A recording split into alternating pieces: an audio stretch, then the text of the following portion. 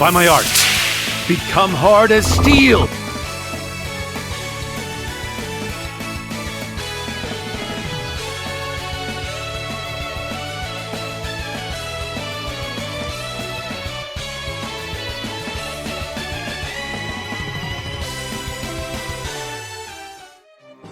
Welcome back to TearRing Saga. Last time we had an enormous dump of exposition, and this time I've actually grinded a little bit off camera against the zombies in Nasaurus Swamp.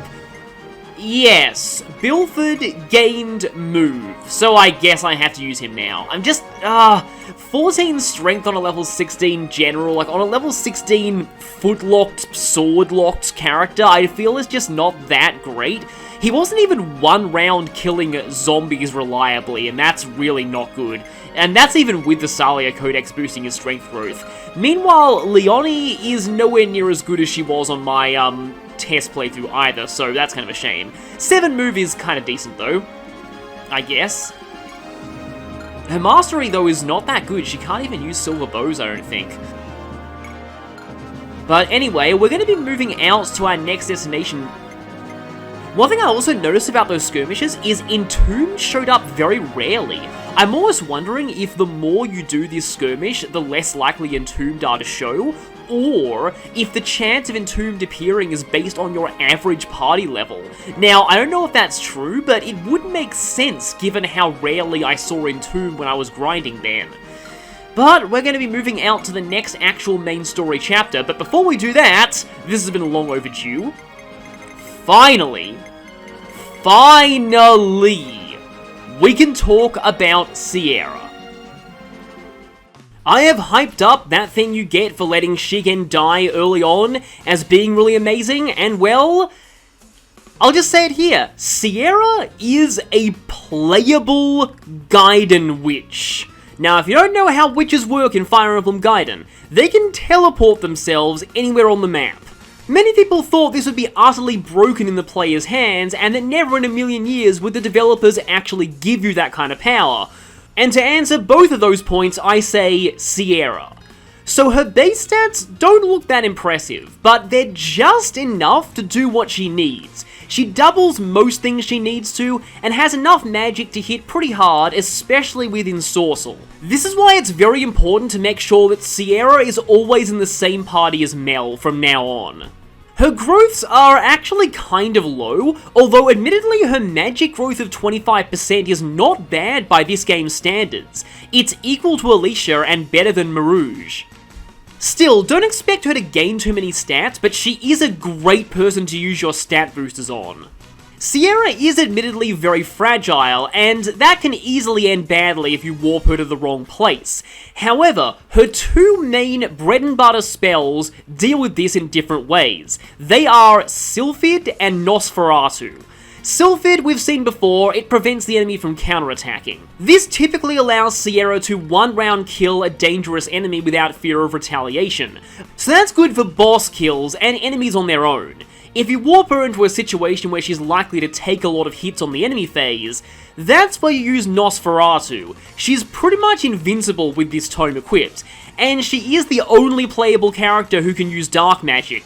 Now, dark tomes are quite difficult to obtain. Other than the Nosferatu she starts with, your main source of them will be either mugging or one particular secret shop. I think it's in chapter 31. But mugging I find more reliable, since we'll be seeing a lot of dark tomes towards the end of the game. She'll still be mainly using Nosferatu, but there are some dark spells that can come in handy, like Death, which has a decent crit rate, Swarm for 1 to 3 range, and even a spell that hits every enemy on the map. Overall, Sierra is an incredibly powerful character when played right, but playing her right does take a bit of getting used to sometimes. And for that, words don't really do her justice. I feel like you really need to see how she works in action to fully understand how to best use her, which is something I'll hopefully do in the next few chapters. But one final thing. Narcissus can copy her, by the way, and he'll get warp out of it. So that's something to think about for later. Yeah, Sierra is going to be very, very, very fun. And to facilitate that fun, I'm going to go ahead and swap over Sylphid to her. Oh, I also bought a whole bunch of pylums. I've got to redistribute my staves too, I just realized, because, yeah, Catri's gone. I suppose Plum can take a low-use physic for emergency purposes. Now, the next few Homes chapters are very short and very easy. So that's maybe a little bit of a breather after all of the exposition and the fairly long Runen chapters that we just had.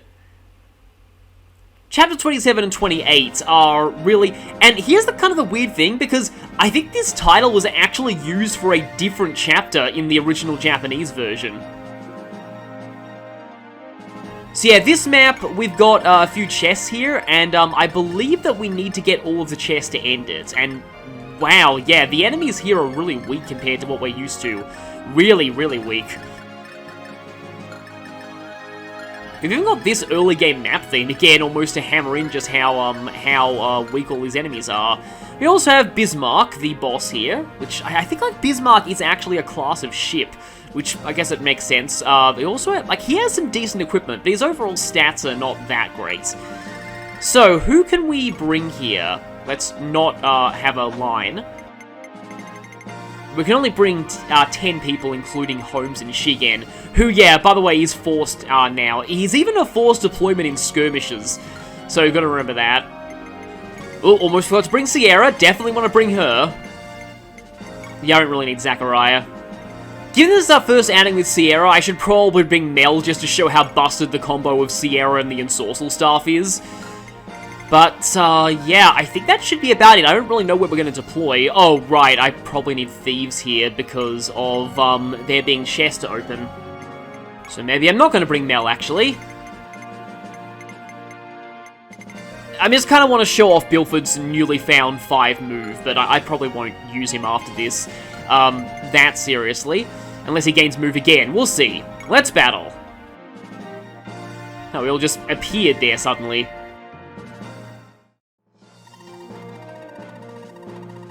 So, as I was saying before, Holmes is finally going to do some actual piracy. And, yep, it's ship chapters. Yeah, so Revenge of the Gaiden, it's boat chapters. But at least we don't have an entire part of the story that's all boat chapters. Honestly, I don't mind boat chapters. Like, I think they're actually kind of interesting overall. I mean, I know they're very choke-pointy. I still think my favorite one is the one in Fate's Shigure's Paralogue, where the ships actually move. I probably said that in a video already, though. But anyway, yeah, Bilford can head all the way up here. Can he... Okay, he does W. He probably doesn't kill, and I have my animations turned off.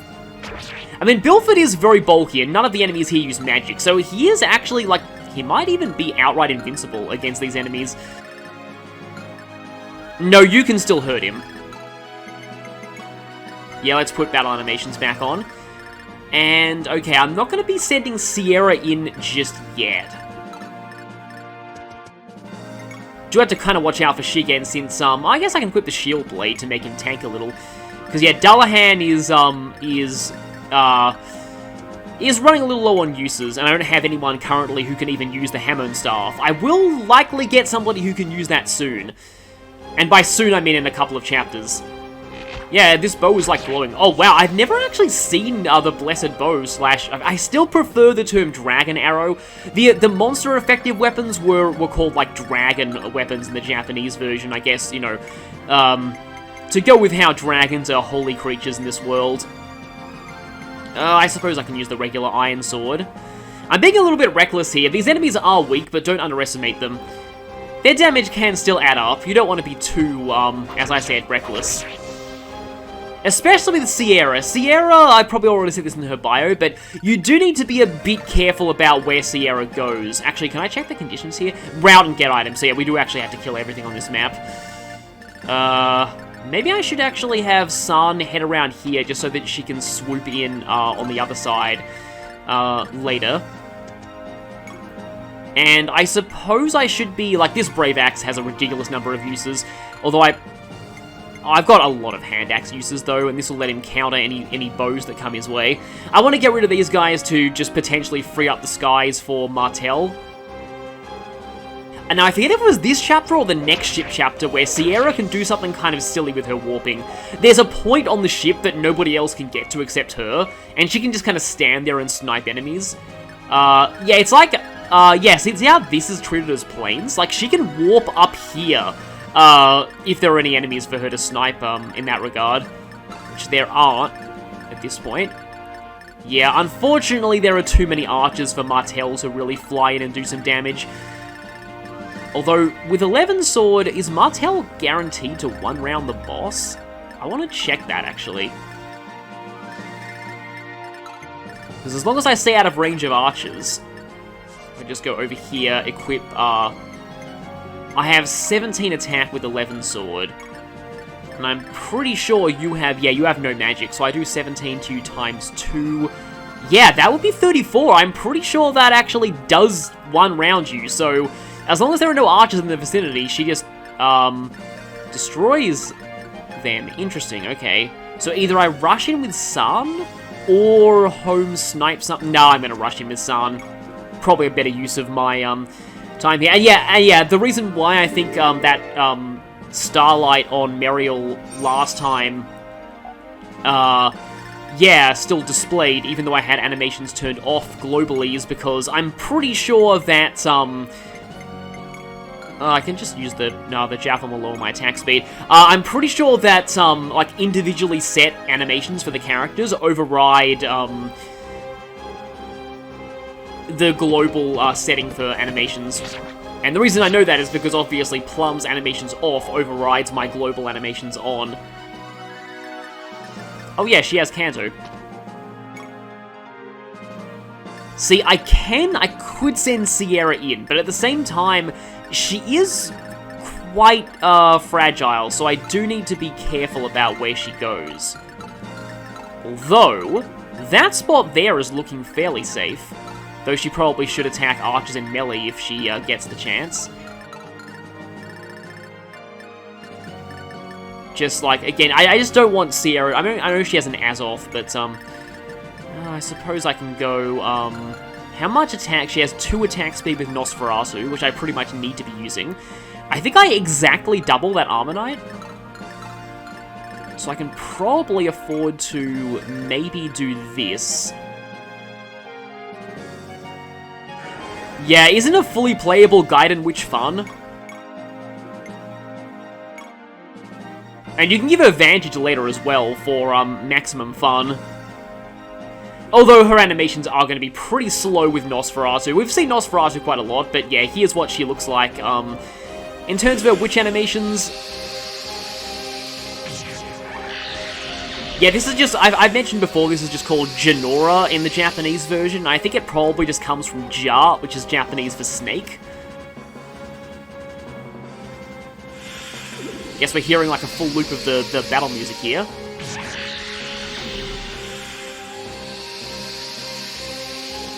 Yep, there we go, that's a full loop. It is interesting, the version of this on the OST on Serena's Forest that is very clearly supposed to be a boss theme. And then Uni just needs to kind of not die. Oh yeah, I should probably put her close to Xeno to take advantage of their new neutral massive support. Oh, okay, TearRing Saga doesn't have auto-end turns. Did any of Kaga's games have auto-end turns? I wonder about that. Oh, actually, I am an idiot! I should have killed this guy! Because the simple fact that you're weakened means that I drain a lot less with Nosferatu, so that could potentially put me into a dangerous situation. Although I don't think any of the other enemies are going to do enough, like, are going to do 19 damage to her outright, so she should still be okay. We'll see. Because, like, if she... Oh, wow, you didn't even... They don't even want to attack Sierra, that's interesting. Enemies are, like, a little bit... Like, sometimes they do know Nosferatu is there. Oh, I had a feeling that equipping the hand axe would screw me over in terms of accuracy. Yeah, they're really not moving, okay. Weird. Oh, is that a lot? No, that's just a regular iron bow. So I had to go there to Levin Sword this guy. Okay, I do double him. But I potentially miss a few of those. See, what I would like to do is just warp Sierra up there and take out the archer. Does she have enough attack speed? Oh, of course she does. Enemy archers are super slow in terms of attack speed. So, yeah, this is just the sheer power that Sierra has on her side. It's just like, you want any enemy, like, gone at any point in the map, Sierra can do that. She just warps over, whacks them, and then stays safe on the enemy phase thanks to Nosferatu. I still feel like this part of the game was not balanced with you having her in mind. You are supposed to recruit her in Chapter 31, and as I said, if you do that then, she'll actually be locked to Holmes' route until the end of the game. Getting her early via getting Shigen killed is sort of a... I don't know if it's meant to be an Easter egg or a compensation. I'm not sure, but it does horribly break this part of the game because Sierra is just that good. Despite her relatively low, like, overall stats and growth rates, she still is just... She still has just enough magic to one-round what she needs to. In fact, if I play my cards right, I might actually be able to finish off all of the enemies this turn. As I said, these maps are very, very short and easy. Are you standing on one of the chests? I think you are. And that might actually be why this is a route and get item, because it would be impossible to get all the items without killing this guy.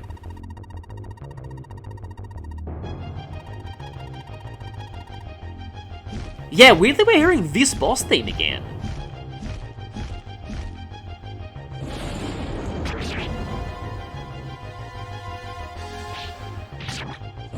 Might have to heal you.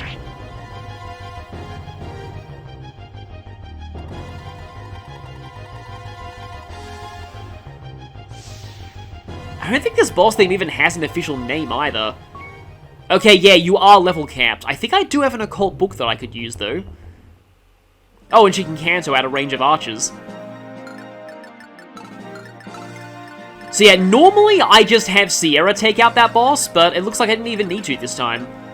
So let's just, I don't even need to waste the Blessed Bow, although I could go for a... Oh, I don't even need to waste the Silver Bow, I can just finish you like this. Yeah, very, very short, easy map.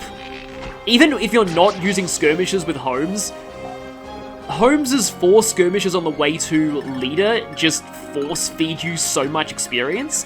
It is just kind of, I mean, I know that, like, the way they intend for you to do it is that you're supposed to, I'm actually just gonna, I'm kind of planning things out here because I want to see if I can get to some other enemies here. But yeah, I'm pretty sure the way they intend for you to do things is that you're supposed to put people on Holmes' route to get them experience, and then put them back on Rune's route, which is harder. So these maps are probably also just supposed to be there for experience, but just like, I like to keep people like Zeno on Holmes' route, so he just ends up force-fed a whole lot of kills from the leader maps. He wasn't even in the leader maps that much, actually. Just overall, our party is just so strong, and the enemies here are so weak. Like, yeah, we just one-shotted that guy. I don't think Zeno even needs any more mastery. He should be able to use every relevant sword. Okay, yeah, some of us can't quite get where we need to go. Although you can maybe flurry that Armor Knight in the face. Let's just do that. Even though he's arguably not even the most dangerous enemy here, because he's a rare case of an Armor Knight who actually does get one-rounded by a mage in this game. Only took until chapter 27 for us to find one. Well, actually, once Rochelle joined, then, yeah.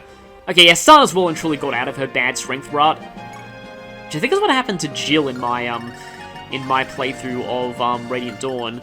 But yeah, overall, just Sana's kind of like does what Bilford does, but a lot better.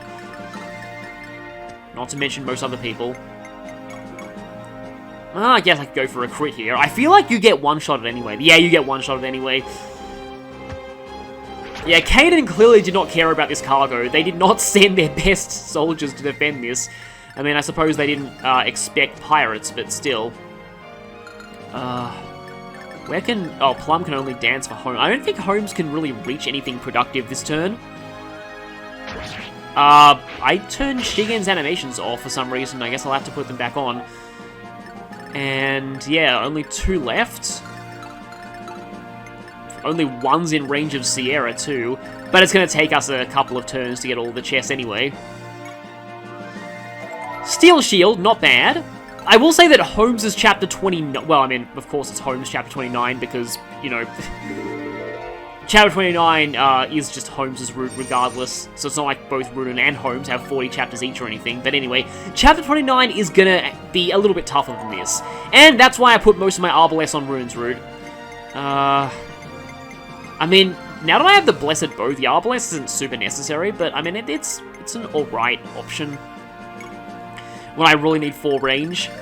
And it's a bit more versatile than the double bow and Path of Radiance.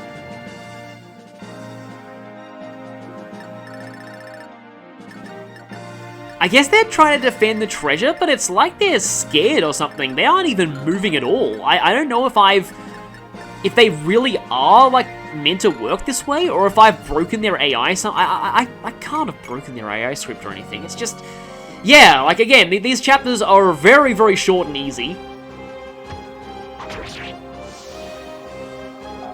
Not a whole lot to say about this one. The next chapter is a little bit more involved, but it's so, again, so easy that I usually find myself ending it before its gimmicks actually happen.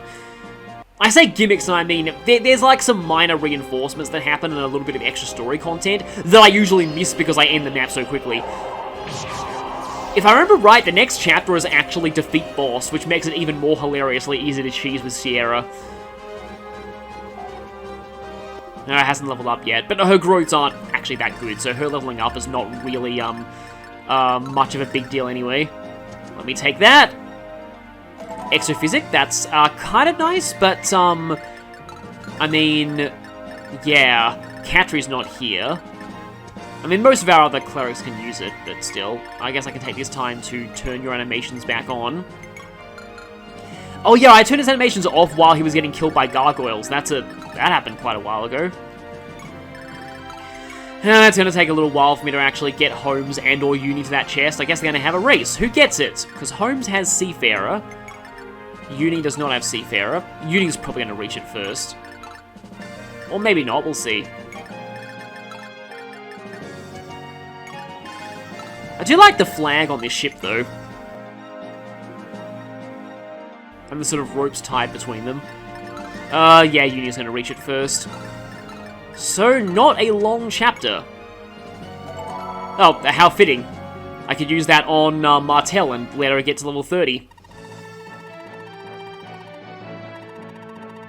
Or I could, you know, give Sam the ability to hit level 40. Which can be somewhat useful for people with Paragon. Generally speaking, though, 30 is more than enough for the end of the game. Yeah, there isn't even that long of a cutscene after the chapter, it's just really that short. However, we are gradually making our way towards Granada, which some people can't get over the fact that it is a real place. And here's a unique portrait guy that we've never seen before. Unlike Ronald, he does appear in more than one scene.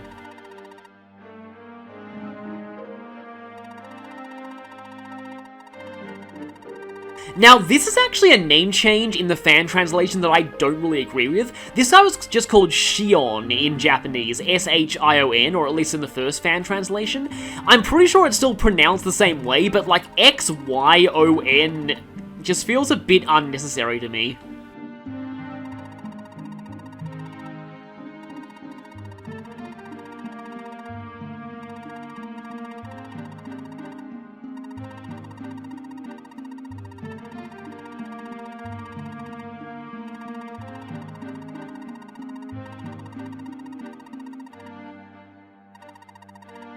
Yeah, Ear is the island where Yoda is that they were talking about before.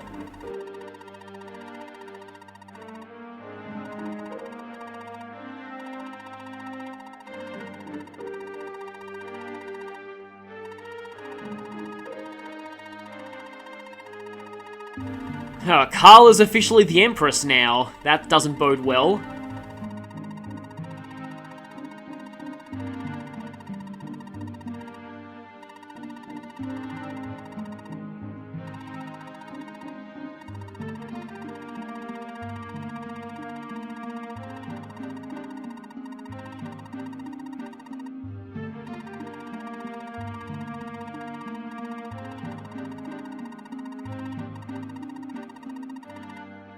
Sister, huh? Okay. Definitely a bit of infighting within the Imperial generals around here.